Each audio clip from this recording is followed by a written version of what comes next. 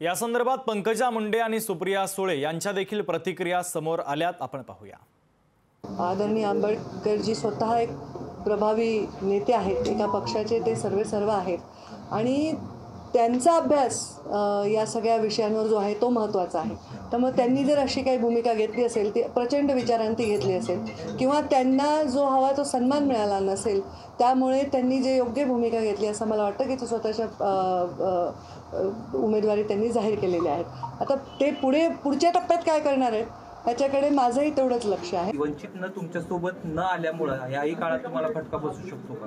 मला असं वाटतं या सगळ्या गोष्टीचा विचार चर्चा आमचे सगळेच वरिष्ठ सातत्याने करत असतात आणि त्याच्यामुळे माझा विश्वास आहे की माननीय राऊत साहेब, माननीय जयंत पाटील साहेब आणि माननीय थोरात साहेब या सगळ्यांनी जे चर्चेमध्ये स्वतः आहेत त्यांना याचं स्पष्ट चित्र हे जास्तीत योग्य पद्धतीने सांगतात।